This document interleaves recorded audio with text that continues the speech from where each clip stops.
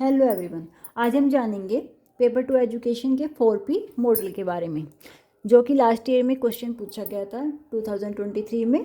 4P model क्या होता है हम जानते हैं कि the 4P model given by Rhodes के द्वारा ये मॉडल दिया गया था। और इसमें जो 4P के नाम से कि चार इन्होंने जो रेफरेंस की थी, जो बात पॉइंट बताए थे, वो the person, process, product, press. ठीक है, 4P इसी से है कि 4P के स्टार्टिंग इसके वर्ड हैं person, process, product and press. ठीक है, framework use to analyse creativity.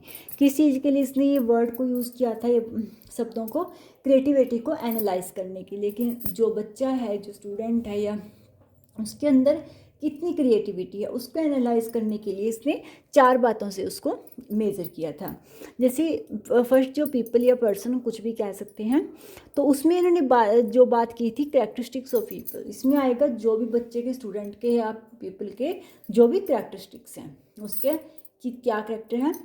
Process में आता है, फिर सेकंड है प्रोसेस, ऑपरेशन दे परफॉर्म, कि वो किस तरीके से काम करेगा, कैसे वो परफॉर्म करेगा। थर्ड है प्रोडक्ट, कि फिर उसका आउटकम क्या आएगा हमारे सामने। ठीक है, कि जो भी उसने किया उसका आउटकम यानी कि उसका परिणाम क्या आएगा। फिर लास्ट में है जो उन्होंने प्रेस में आता है, ये तीनों तो आपस में जुड़े हुए हैं कि इंसान की कैरेक्टरिस्टिक्स क्या है, वो किस तरीके से प्रोसेस, उसका क्या वो स्ट्रेटजी यूज़ करेगा, किस तरीके से वो प्रोसेस करता है, उसके बाद उसका आउटकम क्या निकलता है। और प्रेस में आता है, प्रेस का यहाँ पर मीनिंग इन्होंने लिया था कि क्लाइमेट, कल्चर, कॉन्टेक्स्ट, किस क्लाइमेट, कैसा क्लाइमेट है, कैसा कल्चर है जिसके अंदर उसने ये सब जो भी क्रिएटिविटी की है। अब हम थोड़ा इसको डीपली जानते हैं। Person is the first point. Person this refers to the individual is personality.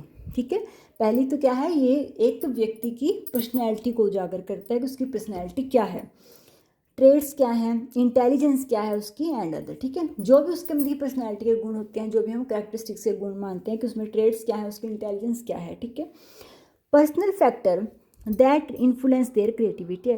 Creative, अब हम जानते हैं कि कोई भी स्टूडेंट है, आप देखते हैं क्लास में स्टूडेंट हम काफ़ी होते हैं, लेकिन उनमें कुछ बच्चे होते हैं तो जिनको हम कह देते हैं क्रिएटिव चाइल्ड है। क्यों कहते हैं, हम उनकी इंटेलिजेंस को देखते हैं कि उनकी इंटेलिजेंस कितनी है, उनके ट्रेड्स क्या हैं, उसकी पर्सनैलिटी कैसी है। ठीक है, कई बच्चों को होता है किसी काम को करने का इतना शौक होता है कि वो बहुत जल्दी सीख जाते हैं, हर चीज़ को वो पूरे इंटरेस्ट से करते हैं। कुछ को होता है कि उनको उन चीज़ में इंटरेस्ट नहीं होता, वो उसको बस एक ये है कि वो जैसे कहते थे टाइम स्पेंड कर रहा है, वो काम होता है। तो वही होता है कि सबसे इम्पोर्टेंट होता है कि इंसान किसी क्रिएटिविटी को अगर वो करना चाहता है तो वो क्या है, उसकी पर्सनैलिटी क्या है, उसकी इंटेलिजेंस क्या है। सेकंड पॉइंट पे फिर हम मेजर करते हैं कि step taken during the creative act, कि कोई भी अगर क्रिएटिविटी एक्ट करेगा तो वो क्या स्टेप लेगा, कैसे करेगा उसको, इंक्लूडिंग जैसे ब्रेन स्टॉर्मिंग, ये प्रॉब्लम सॉल्विंग स्ट्रेटजी, कि किस तरीके से ब्रेन स्टॉर्मिंग में आएगा, कि जो भी, कि क्या ब्रेन स्टॉर्मिंग में आता है जब हम मान लो हमारे पास कोई सामने कोई प्रॉब्लम आ गई, कोई भी प्रॉब्लम आ गई है, मान लो हमें कोई एग्ज़ाम देना है, हम किस तरीके से उसको, हमारे पास न्यू आइडिया आएंगे कि हम पहले प्रीवियस ईयर के क्वेश्चन कंप्लीट करें। ठीक है, या पहले हम उनकी प्रिपरेशन करें या पहले रिवीजन करें, तो जो भी हमारे दिमाग के जो बहुत सारे आइडिया हमारे माइंड में चलते हैं हम उसको बोलते हैं ब्रेनस्टॉर्मिंग। फिर होता है कि क्या कुछ स्ट्रेटजी, किस तरीके से वो करेगा उसको प्रिपरेशन। ठीक है, उसको उसकी स्ट्रेटजी क्या कुछ बनेगी, तो वो है, वो देखते हैं हम कि ये उससे हम एनालाइज करते हैं उसकी क्रिएटिविटी को। ठीक है, कि पहले उसकी हमने पर्सनैलिटी देखी, फिर हमने देखा कि वो प्रोसेस क्या कुछ उसने यूज़ किया प्रॉब्लम को। अब कोई प्रॉब्लम समस्या किसी के लाइफ में आती है, फिर हम देखते हैं कि हाँ इस इंसान ने कितनी इंटेलिजेंस से अपनी प्रॉब्लम को सॉल्व किया। हम काफ़ी लाइफ में ये एग्जाम्पल देखते हैं। थर्ड पॉइंट है प्रोडक्ट, फिर आता है उसका आउटकम, जैसे हमने भी देखा था कि उसका परिणाम क्या निकले। फिर this refers to the tangible outcome of the creative process like design, art work, invention. फिर बाद में दिखता है ना कि उसने क्या, अब कोई बच्चा है, इंजीनियर है, तो अब स्टार्टिंग में उसकी इंटेलिजेंस देखी जाएगी जब उसको कंपनी में लिया जाएगा। ठीक है, कि उसमें बुद्धि में, फिर देखा जाएगा कि वो किस स्ट्रेटजी से अपना काम कर रहा है। थर्ड में फिर उसका सामने क्या आएगा कि उसने किस तरीके से मॉडल तैयार किए हैं, किस तरीके से उसका इन्वेंशन सामने आया है, वो देखा जाएगा। ठीक है, कोई भी है, किसी भी आर्ट वर्क है, कोई भी काम है जो हम देखते हैं कि क्या निकल के आया, उसने क्या कुछ किया, उसके बाद उसका परिणाम क्या है। ठीक है, अब छोटा सा एग्जांपल भी लें, बच्चे ड्राइंग भी करते हैं तो भी हम फिर सबसे पहले देखते हैं कि बच्चा किस तरीके से करता है, क्या उसने स्ट्रेटजी, क्या उसने कलर यूज़ किए, लास्ट में दिखता है कि वो पेंटिंग उसने कैसे बनाई, उसका आउटकम क्या है। प्रेस होता है कि किस इन्वायरमेंट में उसने ये काम किया।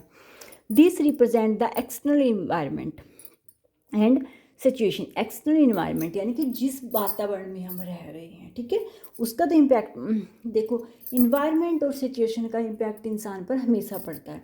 Factor that can influence creativity, जो कि एक क्रिएटिविटी को हमेशा इन्फ्लुएंस करता है।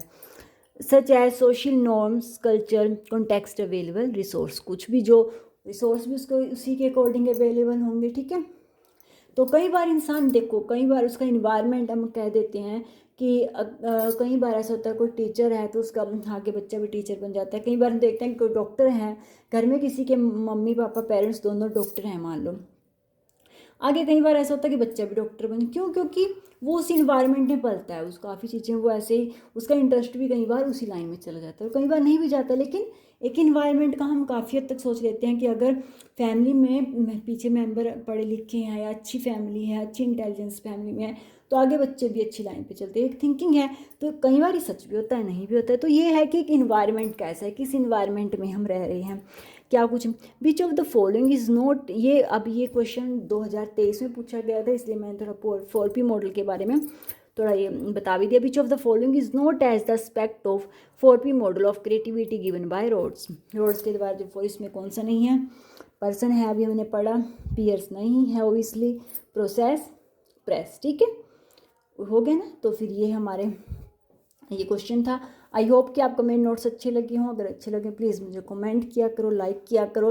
अगर कुछ भी प्रॉब्लम लगे तो प्लीज़ मुझे किसी भी टॉपिक में तो प्लीज़ मुझे कमेंट किया करो, ताकि मैं उस पर आपके लिए वीडियो बना सकूँ। कोशिश रहती है कि आपके लिए ईजी से ईजी वे में नोट्स बनाऊँ, ताकि आपको ईजी समझ में आए। आई होप कि आपको ये समझ में आया होगा अच्छी तरीके से। Thank you for watching my video.